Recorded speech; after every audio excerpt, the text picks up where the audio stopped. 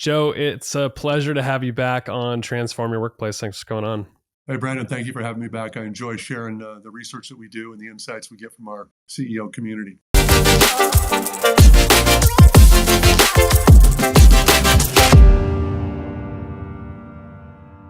Yeah, we're going to be talking about your Q2 2023 CEO Confidence Index report. And you told me like offline that Q3 just closed and you'll have all the data behind that in the report. But just quick snapshot, what's the confidence level of CEOs right now? Yeah, the confidence level is stable, but at a historically low level. For the last 20 years on a quarterly basis, we've surveyed the Vistage community of CEOs. And Vistage is comprised of small and mid-sized business CEOs and presidents. And we've surveyed them on 6 core questions to give us a real sense of what their thoughts are in terms of where the economy is going. And it's statistically validated that 9 to 12 months out, it's an accurate predictor of industrial production and GDP. So you combine our sentiment data with more traditional economic data analysis, and it provides our community with a pretty clear direction of what's going to happen over the next 3 to 4 quarters. And that's real valuable when you talk about strategic planning. With that confidence level, are CEOs, are they reporting like lower revenues and seeing what's on the horizon? Like what's behind that confidence? Yeah, there's 3 categories and 6 questions. The first is around economic sentiment, looking backwards, looking forwards. And those numbers are about as low as you can get. In fact, the confidence index won't rise until they do. When it talks about revenues and profits, those numbers are down. And I compare that to the 10-year trend of what I call the rising tide decade of the 2010s. They're a little bit lower than that. And you look at, more importantly, investments. Are they seeking to increase investments? And headcount, are they seeking to increase headcount? Those are down, but they're not down catastrophically. So I think we've established a new level, a new floor, if you will, from which we will ride. And based on the confidence index, it suggests for the next 3 to 4 quarters, we're going to remain kind of where we are. And then we'll see, or we hope to see, there are some early indications that we'll start to see a rise late 24. And there's real confidence that the 25 scenario is going to be one of a return to growth. When you have a confidence level that's stabilized the way it has, what does that usually mean in terms of action by CEOs? Does it typically mean they start investing and hiring, or does that mean like they're in wait and see mode until they are more clear about where the environment's going? I think it's a little bit of both. I think when you're confident in your business, confident in your marketplace, you invest and you hire people. Following the trauma of the pandemic years, when we saw swings of just incredible swings from bottom to top, back to bottom, we've fallen into this, what I define as a new reality. It's not a new normal. It's not the next normal. This is a completely new reality where we see unemployment rates below 4%, and that vacillates between 3.6, 3.8. Interest rates may have peaked. Maybe there's another rise coming. And inflation is down but higher. So you've got these new dynamics driving the economy. And quite frankly, a little bit of post-traumatic stress from the pandemic years. And it creates an environment where there's a fair degree of uncertainty. Consequently, small and mid-sized business CEOs are a little bit conservative in what they're doing. And as soon as I say that, there are some folks who their big challenge is, how do they contain this growth that they're trying to manage through? Where others are like, the bottom's falling out, how do we keep things together?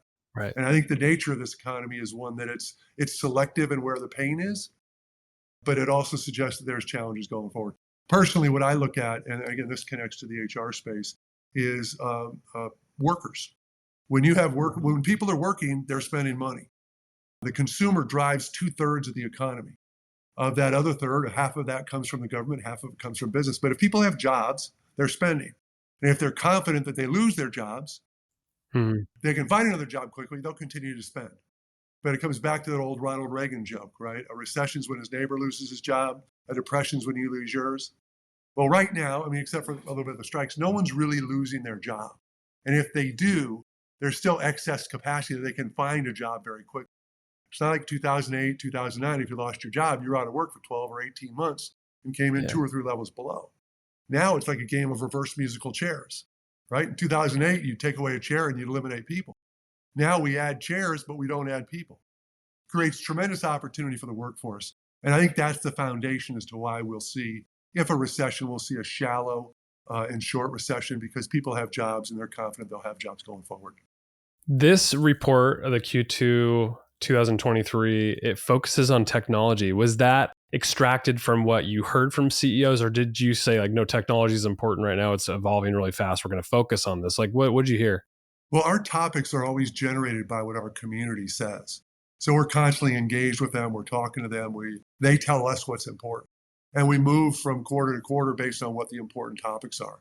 And as we came into Q2, there was no question that AI was top of mind for everyone.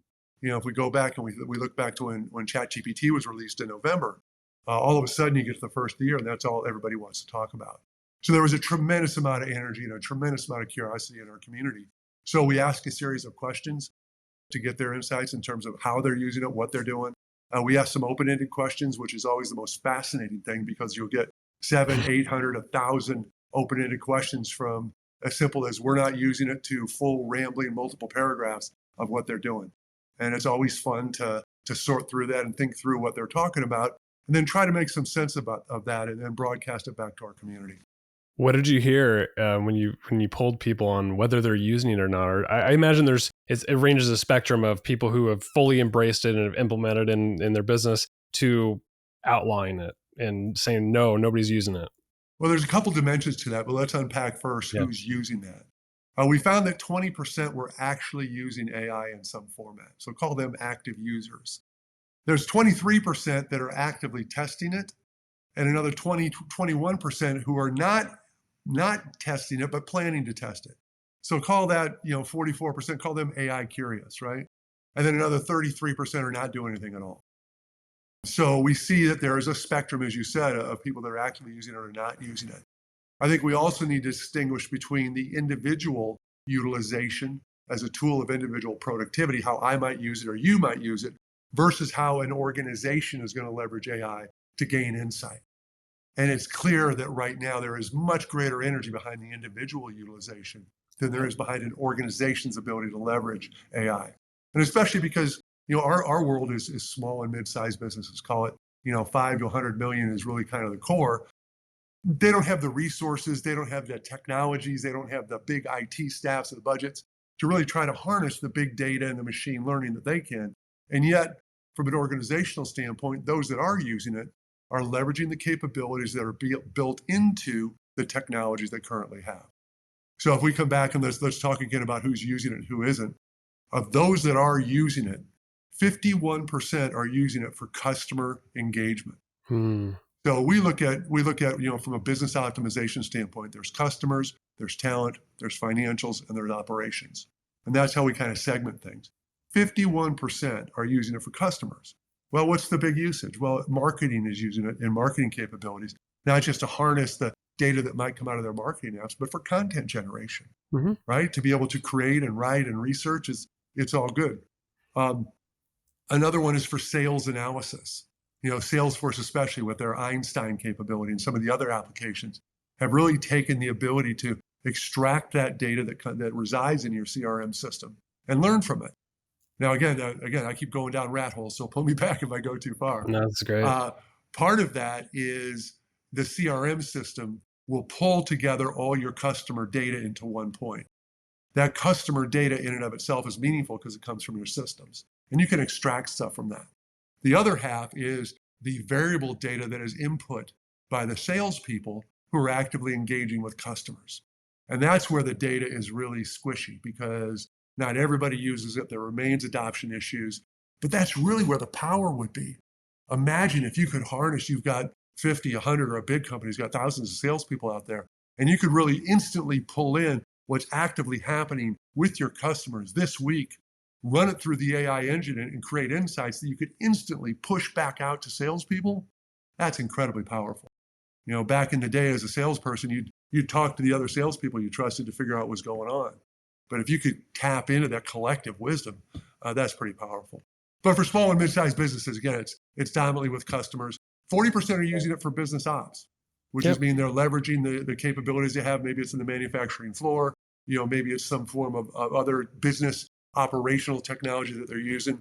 And a small percent, 18%, are using it for people. And I think we'll see more and more growth in that people space, especially as we see the talent wars ratchet up when the growth cycle comes. Everybody was crazy hiring people 2 years ago, and that's kind of calmed a bit. Yeah. But as we move out of this flat spot and the growth cycle kicks off, the demand for people is just going to explode again. Yeah, this AI topic, I think for small businesses, it's like there's like a lot of opportunity, and there's probably making them uneasy in a lot of ways too. And probably because what your point was of implementing it, it's like maybe lack of resources in IT or knowledge.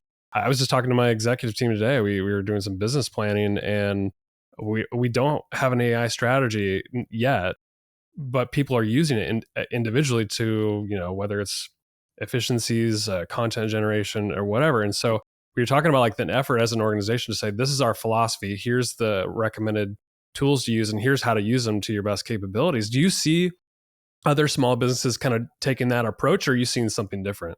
Well, you bring up an interesting point because there's a data point. It's not ours, but I saw they said 88% of workers either are using or have tried it in some sense. But excuse me, 69% are afraid to tell their boss about it. Oh, So, so what does that that's say? That scary. means that as people are using this, whether or not Yeah. they're acknowledging it or not is another thing. And to your point, yeah, there's a fair amount of uncertainty and fear, if you will, about what this is and where it's going to go. I mean, we're a long way from Skynet and the Terminator and all that stuff, but at the same time, it's real and it's active. So what Yeah. we like to talk about, or what we recommend is one, let's acknowledge the fact that it is being used. Don't hide from it, don't run from it, but rather acknowledge it's being used. And what that means is go out and find how your workers are using it. And I think back to the day when, back in the day when Excel or Word or PowerPoint came out, right? Hmm. Lotus 1, 2, 3. Initially, it was just the geeks. And that's where AI was a year ago. But as Yeah. Chat GPT has kind of crossed that threshold, everyone's kind of touched on it. And there's some people that are using it really well, and some people aren't using it at all. And what you found is there are people like me who could barely sum a column in Excel, and other people are off into pivot tables, making me look like an idiot in a meeting. Same thing here with ChatGPT. So the concept is one, acknowledge that people are actively using it. Go talk to your people. Find out what they're using. Find out how they're using it. Establish best practices. And then bring that to the organization. Standardize on the right applications. Different Yeah. roles, different functions will find different AI tools that'll benefit them. Find out what those tools are, find out the best practices, and then train the heck out of everybody. Individuals will learn how to leverage this and how to make them more productive, more effective, more efficient, more every buzzword, long before the organization will be able to harness those capabilities. So let's acknowledge what those are, and then let's go train people on it. And I think there's an important thing here behind this is that when AI is being used by individuals in the closet, what you have is a real cybersecurity risk here, Yep. right? Cybersecurity is the single greatest threat to every business on the planet right now. And I don't want to go down that path, but when you load information in, when you ask questions, when you share data, you are sharing that with everyone potentially. So it's really important, as I said, to one, identify what the right AI applications are based on the use case in your organization, standardize on those tools, and build that cyber defense around that. If that means you buy licenses, buy licenses. If you're using an open free chat GPT or whatever, everything you put in there is for everyone to see. And especially if you're building marketing content, if you're doing financials, you think about the implications of that. It's Yeah. really critical to understand the security issues around that. So one, identify what's being used and how your best people are using it and train everybody on that. Two, and then once you have done that, then focus on accelerating your organizational transformation.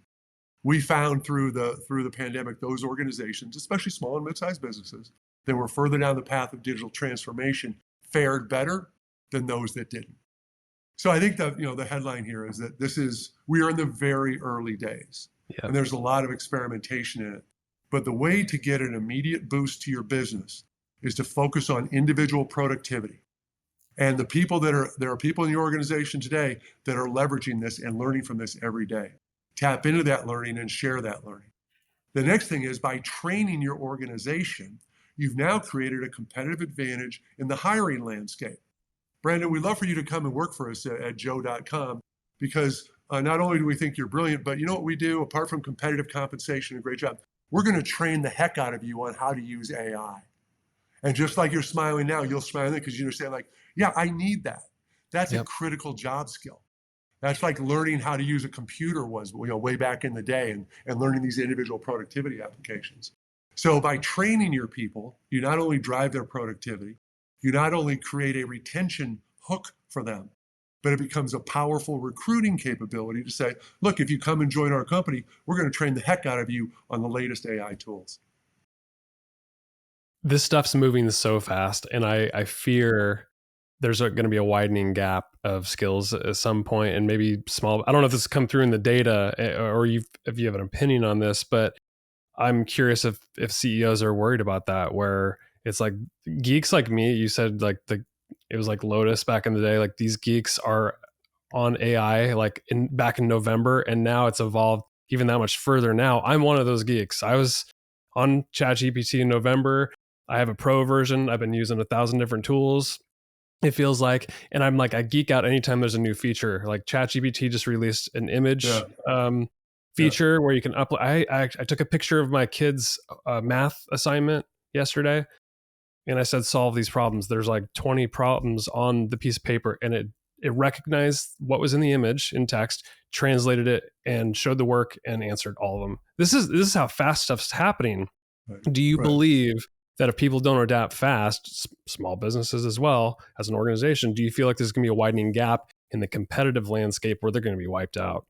Well, again, let's distinguish between individuals and organizations. Right. For the individuals, if you're in tech, in some of these industries, you're going to be all over this. But in other industries, if you're in construction, maybe not so much, Yeah. manufacturing. There's different applications and different levels of geekness in every individual segment of the market, right? But I think for individuals, this is a skill set you will have to have. Again, I'm a boomer. I go back to when we were hiring people, in the 80s. It's like, do you have computer skills? Not really. Well, we can teach you that. Well, now it's like, what do you mean you don't have computer skills? Go away. Mm-hmm. So to your point, yes, this will continue to grow, will continue to escalate. It will become a requirement. Today, it's a competitive advantage. If you can use this and you can leverage this, it's a competitive advantage for your capabilities versus someone you're competing with a job for or someone in the organization. But as time goes on, that'll flatten out a bit, and we'll see where it's going. At an organizational level, I think we're still a long way from this being really mainstream, and especially small and mid-sized businesses being able to harness it. And yet, having said that, the acceleration of all technologies is only going to accelerate. We talk about accelerated disruption, and you think about the Industrial Revolution took 80 years, and the internet took 20 years, and now COVID changed the most radical change we've seen, which is human behavior change, as everybody now knows how to unmute themselves on Zoom, right? And we'll see the same thing here with AI.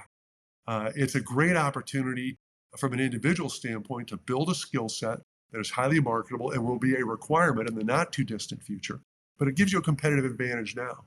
I think as a leader, as a CEO looking at your business, how can I turbocharge my people? How can I give them a boost to help them do more, better, faster? And I think also when you lay in the components and the dynamic changes of the hybrid workforce, it becomes even more critical that you've got the types of capabilities that keep people connected to your organization. And clearly having that AI skill set is important. I think back to that old joke where the CFO said, what if we train them and they leave? And the CEO says, what if we don't train them and they stay? Well, we're kind of in between the two, where I think in order to get them to stay, you have to train them. And there's no question that AI is the new skill set. Yeah, absolutely. Do you see AI impacting how these CEOs are hiring and training their people? Like, is it going to enter that phase too? I think it will with time. I think clearly it has become a question of, do you have AI skills? Hmm. I think as you look to hire going forward, that will increasingly become more of a capability. I think for people looking to be hired, it's not just what do I bring, but how are you going to enhance and build that? But I think it's still in the realm of individual utilization is where we're seeing the biggest bang. And I don't think there's many organizations that have really harnessed how to use it organizationally yet to really make a difference in their business. And you compound that with where we are with the sideways economy and all the things that have gone on and are going on. It's just one piece of that puzzle that says, how do we position ourselves to capitalize on this, at some point in time, growth cycle to see how much we can grow our business and improve our valuation. What else on AI?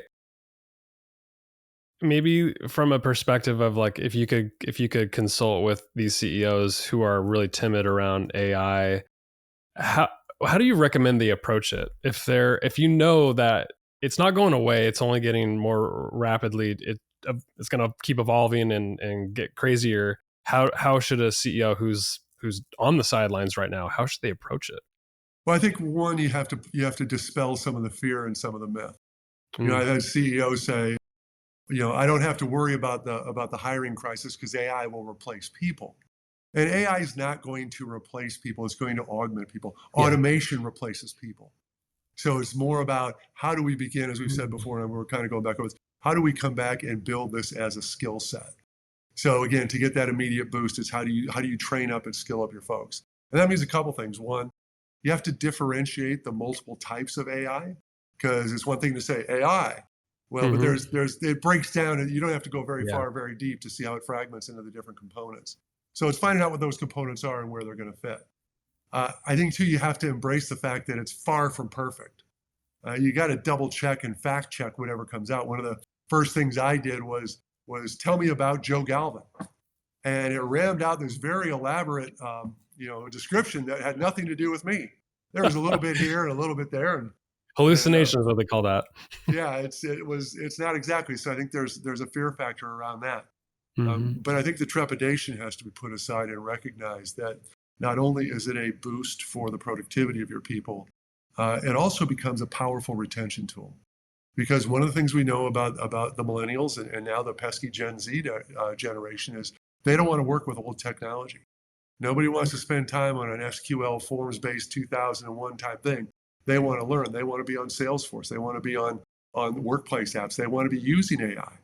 And if you're not providing that, again, in this environment where people can change jobs more quickly and more easily than ever before, if you're not providing that, it becomes a risk to your workforce and it'll impact your retention rate. So I think part of this is getting over the fear factor, but two, recognizing that this can be a competitive advantage with your folks or a disadvantage that will be used Yeah. against you. Because again, the current generation, the workforce, they all want to be using the most latest stuff.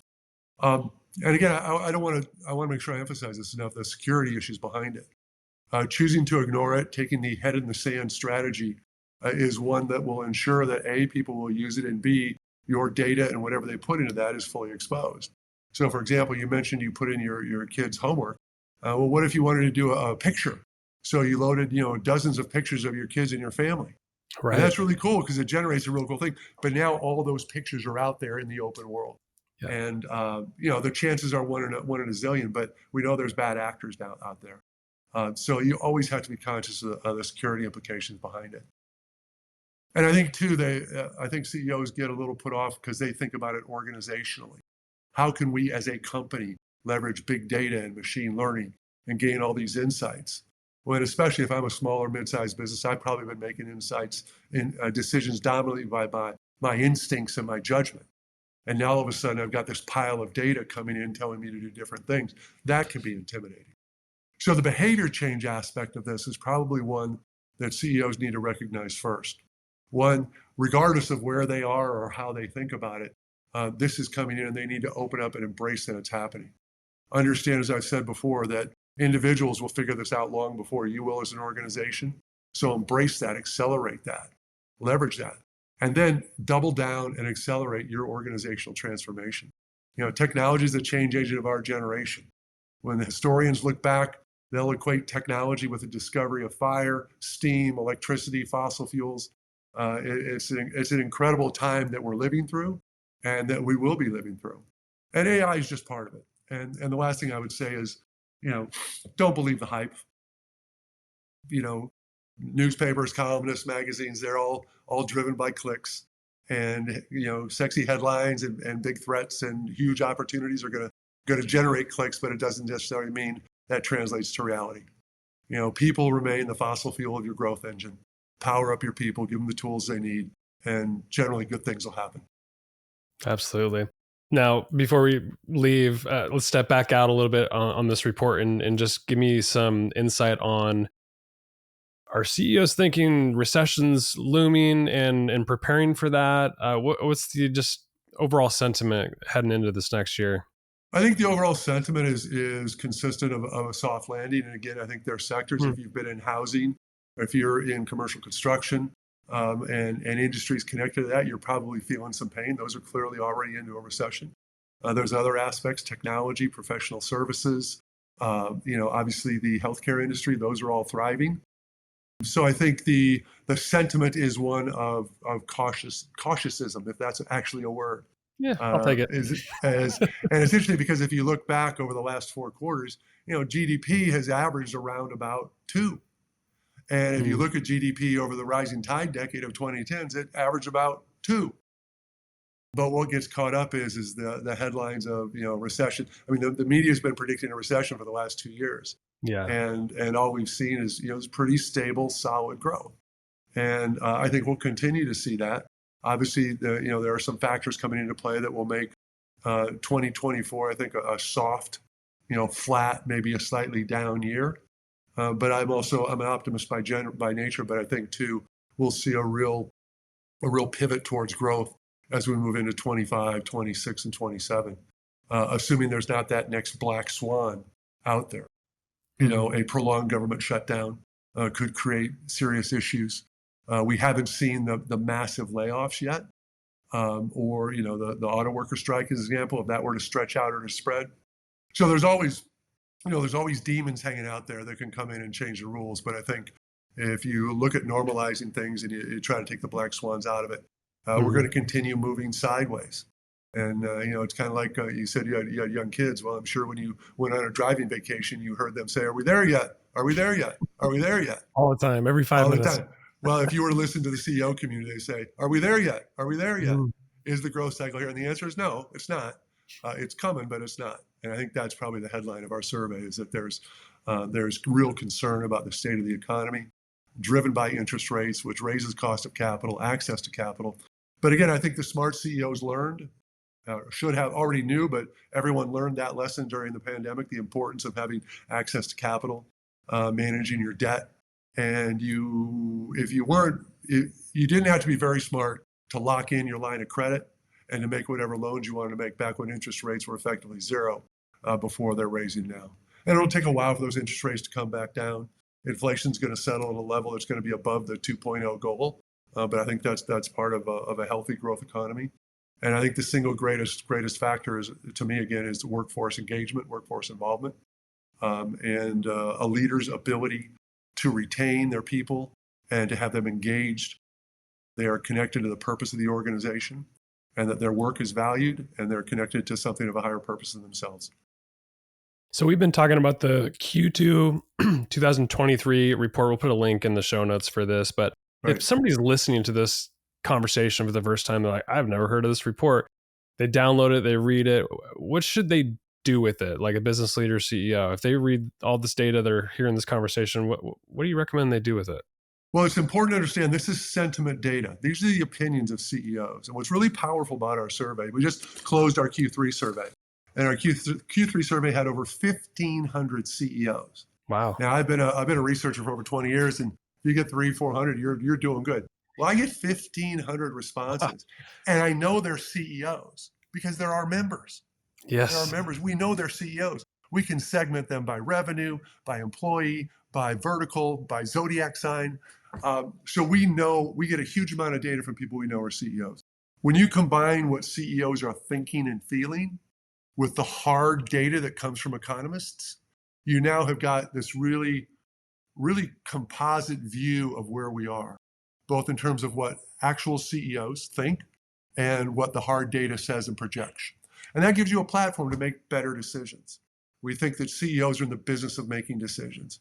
And the better information you have, the better decisions you'll make, the better you'll position your business to grow. Because we count on CEOs to make great decisions that are going to benefit their companies, the people that work for them, and the communities that those people work in. Small and mid-sized business, 2/3 of workers work for small and mid-sized business. We know The headlines go to the big companies. Yes, they do. Amazon's doing this and Google's doing that and GM's doing this. No, it's that company down the corner that hires the people, that keeps those people employed, that drives our communities. And that's the power. It's, small and mid-sized businesses are the backbone of the American economy. And our report captures the sentiment of the leaders of that community. Joe, it has been a pleasure having you back on the show. I appreciate you. Where can people connect with you or learn more about Vistage if they want to become a member? I invite anyone to connect with me on LinkedIn.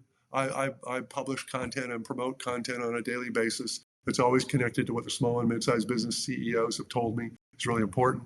If you go to vistage.com, it's real simple, and you go to the resources, you'll get to the confidence index, both our confidence index for all, but we also do a small business one for companies with revenues of 20 mil or less, and you can find that content.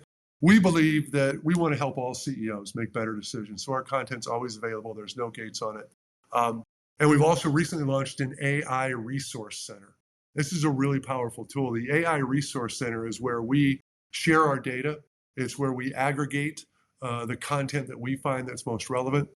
We just did a webinar with 3 of our members last Friday talking about how they're actively using this on a regular basis. And this is all available to folks. You just have to go to Research Center, to vistage.com, and then do a search on AI Resource Center, and it'll all be there for you. Again, we want to help all CEOs make better decisions, become better leaders, and get better results. My guest today has been Joe Galvin, the Chief Research Officer of Vistage. Joe, thanks for coming on the podcast. Brandon, thank you very much. I look forward to speaking with you again soon.